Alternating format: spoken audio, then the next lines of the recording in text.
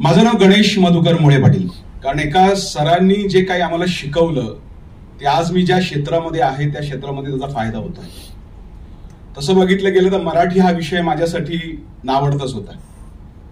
पण सरांचं जेव्हा पहिल्यांदा मी लेक्चर ऐकलं तेव्हा गोखले मॅडम म्हणाला की एक त्यांचं प्रेझेंटेशन म्हणजे जे वक्तृत्व कसं असतं, सभेला संमोहित करणं हे मी कुठे शिकलो असेल तर ते सरांकडून शिकलो.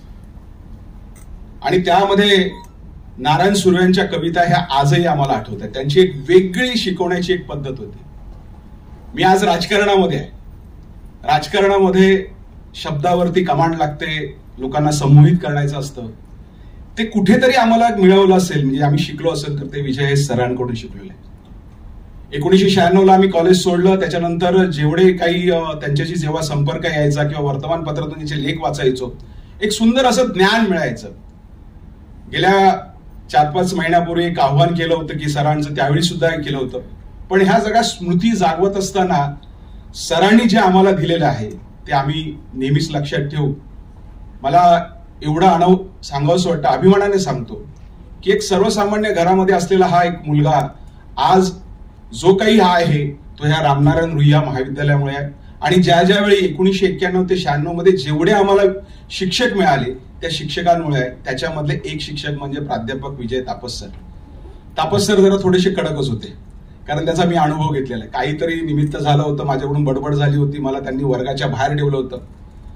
2 वेळा त्यांनी मला बाहेर ठेवल्यानंतर मला त्यांनी लिहून ठेवलं होतं. मी घाबरलो होतो त्यावेळी की मला रस्टिकेट करतायत की काय. पण त्यांनी तो माफीनामा लिहून दिला. ते मी कसं तरी लिहिलं.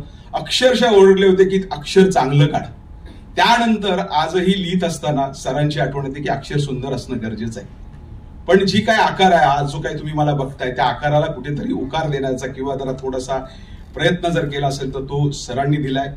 एवढंच आज या ठिकाणी सांगतोय. खरंच जसं रुईयाला हा मोठा आघात आहे तसा माझ्यासारख्या एका विद्यार्थ्याला सुद्धा आघात आहे.